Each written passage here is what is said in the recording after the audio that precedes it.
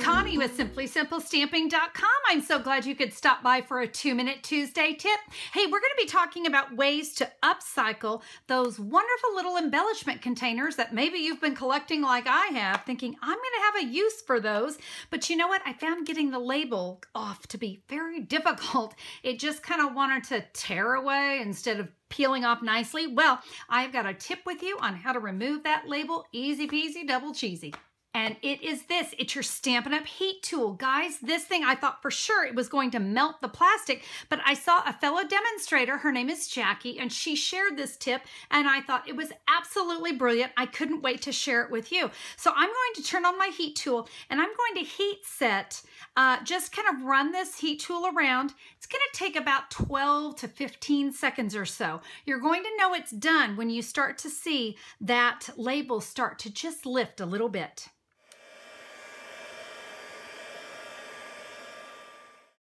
And watch the magic. Look at that.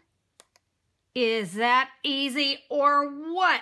Oh my heavens, I just can't believe. Nice, clean. It didn't melt the plastic of my lid at all. It's going to cool off. And look, now I've got a really great container that I can decorate the outside. Whoops, I got a little bit here. I need to come along and heat set, don't I? I can do the same thing here to the bottom. I can add some washi tape and fill that maybe just, I don't know, with some, maybe some office supplies, some paper clips and some nice little things.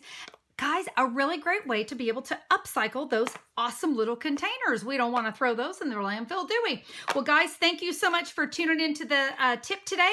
My shout out to Jackie. Jackie, I'm sorry I did not catch your last name, but I want to thank you so much for sharing such a great tip with me so that I can start to upcycle those wonderful embellishment containers. Well, I hope you found it helpful. Grab your heat tool. Let's get to creating, guys. Have a fabulous Tuesday. We'll see you soon. Bye-bye.